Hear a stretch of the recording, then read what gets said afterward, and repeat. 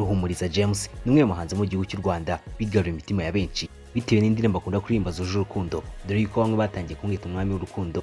Ubundi bijya gutangira hari mu mwaka wa 2009 nibwo twaje kumenya umuhanzi witwa King Jemes. Icyo gihe akiza ni amakuru menshi twari tumuziho, ahubwo ikintu twari tumuziho ni ukuririmba urukundo rwinshi cyane. King Jemes wari ukunzwe cyane icyo gihe yaririmbaga mu njyana ya R&B. Zimwe mu ndirimbo ze zakubona ryari, turi mu rukundo, ni zimwe mu ndirimbo zamufashije mu kwamamara mu gihe twavuga cy'umwaduko w'abahanzi bashya. Umusore rero turi kukubwira bimwe mu byo twakubwiraho nuko yatwaye igihembo cya Primus Guma Guma Superstar, akaba ari igihembo cyahabwaga umuhanzi urusha abandi mu gihugu cy'u Rwanda. Icyo ngicyo yitwaye ku nshuro ya kabiri hari mu mwaka wa 2012. Rero uyu mugabo kuba yaratwaye ibihembo birumvikana yuko ari umugabo winjirijwe amafaranga menshi n'umuziki, dore ko kugeza n'ubu ngubu hari inganda nyinshi agenda yamamariza. Ubundi atandukanye n'abandi bahanzi w'amafaranga akura mu muziki ajyana mu zindi mari, dore yuko ubu ngubu afite supermarket yitwa Mango. Dore ko utavuga imitungo y'uyu mugabo wibagirwa inzu y'akataraboneka yujuje ku Ruyenzi.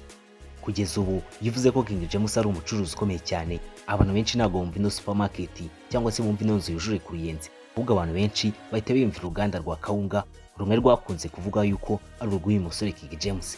Ubundi bijya gutangira King Jemes yarabyemeraga yuko afite uruganda rwa kawunga, ariko uyu mushinga yarakoze dore ko waje no kumuhombera.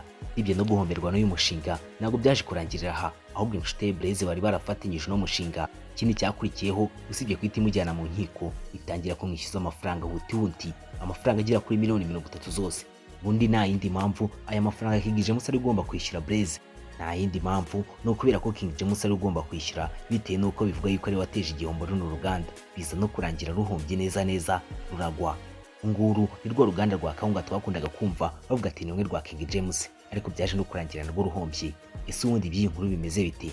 Uyu munsi hano kuri IBL TV tugiye kukugezaho amateka ya King Jemes ndetse n'ibintu byinshi yagiye acamo muri business, dore ko uno mugabo usibye gukora umuziki tumusanga mu gisate cy'ubucuruzi cyane, aho yacuruje kakava koko yabaye umucuruzi ukomeye cyane mu mpuzamahanga.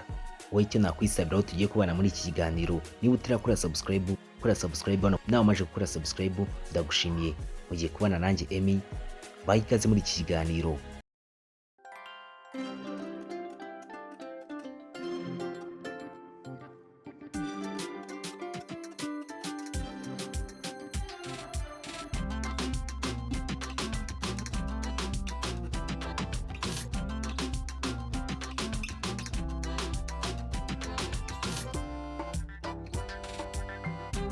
Ikaze mu kiganiro cyacu n'iki cyanyu. Ubundi mu minsi ishize humvikanye inkuru y'ubwambuzi bwarashinjwaga Ruhumuriza Jemes twamenye nka King Jemes. Ubundi byari bimeze nka filime y'uruhererekane, aho buri munsi hasogaga episode, dore ko byavuzwe igihe gikomeye cyane ndetse bikanavuga cyane, aho byaje no gutuma minisitiri w'urubyiruko ndetse no guteza imbere ubuhanzi Dr Mutuma Twishima Budara nawe winjira muri iki kibazo. Igihe byarakomeye cyane, maze nawe aratangaza ati ngiye mu kibazo cya Bwana Ruhumuriza Jemes gushinjwa miliyoni 30 n'uwaza ari inshuti ye ari we Bwana Pastor Ntezimana Blaise. Icyo gihe byaravuzwe cyane, maze wongera kumvikana inkuru igira ati tubundi nibabeshya abantu, ubundi Blaise ni inshuti ya King Jemes, ati yahaye King Jemes ibihumbi 30 by'amadolari na kontra bagiranye, ngo maze bakora uruganda barahomba. Bakimara guhomba King Jemes yahita yigirwaho igihombo cyose cya business, maze bamucaye amafaranga yemera kuyasubiza Blaise. Yumvikane neza ko icyo gihe ubushuti bwari bwarangiye hagati yabo. King Jemes abwira Blaise amafaranga azayamuha ariko biciye mu nzira za politiki. Ubundi reka ibingibi tubiveho, twigarukire ku mateka ya King Jemes. Ni muntu ki? Abaye hate? Yavukiye hehe cyangwa se yavutse ryari? Ni mwene nde? Yize hehe? N'ibindi byose umwibazaho nibyo tugiye kukugezaho. Kanongere mwibutse gukora subscribe hano kuri IBL TV niba utarayikora. Nawe kino kiganiro niba cyagushimishije kanda like. Ubundi King Jemes yatangaje yuko mbere yuko atangira umuziki yumvaga azakora business, maze aza guhirwa abona amafaranga ajya gukora business. No mpamvu rero uzamubona mu nzu igeretse, ukamubona mu modoka menshi agenda asimburanye umunsi ku munsi. Ibingibi byose agenda akora bimugira umwe mu bahanzi muri iki gihugu cy'u Rwanda batunze agatubutse, dore ko kugeza uyu munsi bigoye ko wakora urutonde rw'abahanzi batunze agatubutse ngo maze King Jemes naze mu b'imbere. Ibyo rero iby'umusore ufite imyaka 34 y'amavuko gusa, ariko udahwema no kuza ku rundi rutonde rw'abasore binaha banze gukora ubukwe. Ese ubundi ko afite amafaranga n'igikundiro, dore ko abari binaha bamukunda batagira umubare. Ubundi niki kibura kugira ngo akore ubukwe? Wowe icyo nakwisabira ni ukuza gusoza kino kiganiro kugira ngo uze gusubizwa. Ubundi King Jemes ni muntu ki? Amazina yiswe n'ababyeyi ni Ruhumuriza Jemes. akaba ari umuhanzi wanditse amateka bitewe n'ukuntu azi kuririmba kandi yatwaye n'ibihembo byinshi bigiye bitandukanye. Afite ijwi ryahuguje abatari bakeya, dore yuko guturuka mu mwaka wa 2009 kugeza n'amagingo aya ngaya ijwi rye abatari bakeya rigenda ribahogoza. Akaba yaravutse mu mwaka w'1990 avukira mu mujyi wa Kigali, ariko igitangaje ntabwo ariho yaje gukurira, dore yuko King Jemes turi kubabwira yaje gukurira mu karere ka Nyabihu, ni naho yaje kwiga amashuri abanza, ariko amashuri yisumbuye yasurije muri APR Rugunga. King Jemes asoza amashuri ya mwaka wa 2011, byumvikane neza ko icyo gihe asoza amashuri yisumbuye yari icyamamare, yarazwi cyane, dore yuko ni ku kigo yigagaho cya APR Rugunga abanyeshuri bari bamuzi ko ari icyamamare, dore ko icyo gihe yari yaramaje gushyira hanze indirimbo zizwi kandi zakunzwe nk'iyo twakubwira tuzabonana ryari, akaba n'indirimbo yabaye hit cyane mu gihugu cy'u Rwanda. Reka twifashishe ikiganiro King Jemes yakoranye n'ikinyamakuru cy'igihe. Icyo gihe hari mu mwaka wa 2019. King Jemes yabajwe ibibazo bigiye bitandukanye. Ikibazo cya mbere yabajwe ati, ese King Jemes ibiki wavuga umuziki wakugejejeho bimwe bifatika? Yaravuze ati, sinavuga inzu, k'inzu ndakeka n'ibindi nari gukora inzu nari kwigira, ahubwo ikintu navuga umuziki wangejejeho ni abantu umuziki wampaye ni ibitangaza, ntabwo basanzwe, tubana umunsi ku munsi, naba ndi mu bihe byiza naba ndi mu bihe bibi, icyo nicyo kintu navuga gifatika umuziki wangejejeho. Igihe King Jemes abajijwe agaciro k'inzu ye, arangije avuga yuko atakazi, tiwe ikintu yakoze yabonye yubaka inzu maze abona iruzuye, maze abashijwe ku gitekerezo yagize kugira ngo atangire gushinga supermarket, arangije avuga ati, igitekerezo cyavuye mu kwiyubaka nk'ibindi byose, ati zira ni business utekereza kimwe nk'izindi zose.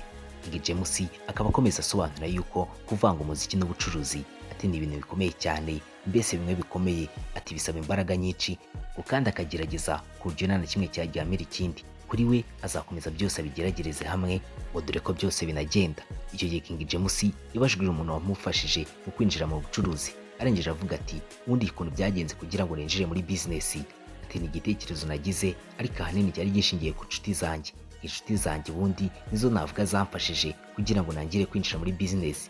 Ati naragiye biganira n'abandi bantu bakoraga izo business, icyo gihe bagiye banyereka ibyiza byazo, nanjye nazireba koko nkabona umuntu yakunguka, nkanjye nk'umuntu wakuze kera mfite inzozi zo kuzakora business, nari mbonye amahirwe yo kwita nkomerezaho.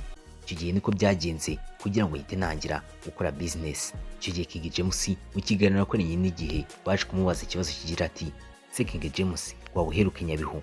Icyo gihe aragisubije aravuga ati, ntabwo mperuka Nyabihu rwose, keretse iyo mpaciye ngiye nk'i Rubavu, wenda nibwo navuga yuko mba nanyuze Nyabihu. Ubu ni igihe kera cyane, nyine umwana mutoya, navukiye mu mujyi wa Kigali nk'ibisanzwe, ariko mfite imyaka 5 mu mwaka w'1995 iwacu bahise bimukira Nyabihu. Uko byagenze kugira ngo njye Nyabihu, ubwo icyo gihe nagiye Nyabihu ntabwo naje kuhatinda, dore ko icyo gihe naje kuhaba imyaka igera kuri 3 yonyine, maze muri 1998 nigarukira i Kigali. King Jemes turi kubabwira akaba ari umwe mu bahanzi muri iki gihugu cy'u Rwanda bamwe bakomeye cyane ariko badataye i Kigali, mbese bamwe twavuga yuko bibera mu ntara. Ubu ngubu King Jemes yibera mu karere ka Kamonyi mu murenge wa Runda ahazwi nko ku Ruyenzi, mbese hamwe twatangiye tukubwira hamwe yujuje inzu yigeretse, ari nayo atuyemo amagingo aya umunsi ku munsi. King Jemes nk'undi mwana wese akaba yaratangaje yuko yiga mu mashuri abanza yakundaga gukina umupira bikomeye cyane. Ubundi mbere agitangira gukina football yakinaga mu badefenseri cyangwa bamwe twakita b'inyuma, maze biza kurangira akina mu b'imbere, hamwe yatsindaga ibitego byinshi cyane. King Jemes akaba yaratangaje yuko impano ye yiza kwitabwaho, we bishoboka ko aba yarakiniye ikipe y'igihugu Amavubi. King Jemes tuzi nk'umuhanzi uririmba neza kandi uririmba indirimbo z'urukundo. We atangaza yuko kera cyane akiri umwana mutoya yaririmbye muri korali, ati yaririmbaga ijwi ya tenor. Ubundi King Jemes dutangira kino kiganiro twababwiye yuko turabaye igisubizo cy'impamvu we yatanze, avuga yuko ariyo mpamvu ituma atarongora. Isi iyo mpamvu wumva ari iyihe ituma King Jemes atarongora? Ubundi yabajwe kino kibazo atangira avuga ati, ndabizi neza ko abana baza kino kibazo ari abafana banjye bankunda umunsi ku munsi, ndabizi neza yuko bakeneye yuko ndongora. Ati ni byiza kandi koko ngomba kubikora, ariko ubu ngubu ntabwo bishoboka bitewe n'uko nshobora kubikora ejo bikagenda nabi bikaba byabababaza. Ubundi igihe nikigera nzabikora rwose, ndabasezeranyije yuko igihe nikigera nzarongora pe. Wumvishe kino kibazo King Jemes akunda gutanga, umva yuko ari ugukwepa ikibazo. Ubundi King Jemes amakuru ava ibwina akaba atangaza yuko hari umukobwa bigeze kujya mu rukundo, maze bagiye mu rukundo barakundana cyane rwose. Uwo mukobwa aragenda acucura King Jemes amurya amafaranga ashoboka. King Jemes nk'umuntu wakoraga business Yumvikane neza ko iyo mu rukundo bitameze neza no muri business ntibigenda neza. Rero ibyo ngibyo ni bimwe mu bintu byatumye King Jemes atizera abakobwa, bitewe n'ubwo bakunda guhorana avuga ati bashaka kuzamuhemukira, business ze nazo zikaba zabigiriramo ikibazo. King Jemes akaba atangaza yuko indirimbo akunda kuririmba zimwe na zimwe ziba zavuye ku bitekerezo biba byabayeho, urugero nk'indirimbo Ndagukunda na Nzakubona Ryari. Ubundi ucyumvise indirimbo ushobora kwibaza ikintu zisobanuye, nk'indirimbo urugero Ndagukunda, King Jemes yatangaje yuko ari igihe yigeze gukundana n'umuntu, icyo gihe byarakomeye cyane kugeza no yaje kumuhimbira indirimbo, ariko ngo ukuntu byaje kurangira ngo byarangiye neza kuri we, dore yuko baje kubyemeranyaho bakemeranya yuko bagiye gutandukana, maze bikarangira batandukanye. Indirimbo yo Nzakubona Ryari ati rimwe bari bamaze iminsi badaherukana hamwe n'undi muntu bavugana kuri telefone, igitekerezo Nzakubona Ryari kiba kiravutse, ajya muri studio indirimbo arayisohora n'uwo muntu batarahura. Ngaye nguko ngaya King Jemes, umusore urimba urukundo cyane, umusore waje gutenguhwa mu rukundo, umusore umaze iminsi mikeya ari gushinjwa ubwambuzi kandi bumwe bw'amafaranga menshi cyane. King Jemes akaba ari umunyemari umukomeye cyane muri iki gihugu cy'u Rwanda. Ubu ngo ntitwakugezagaho amateka ye n'urugendo rwe. Reka nkwisabire gukora subscribe, namaje gukora subscribe ndagushimiye. Mwari kumwe nanjye Emmy muri iki kiganiro, naho ubutaha Imana ibarinde.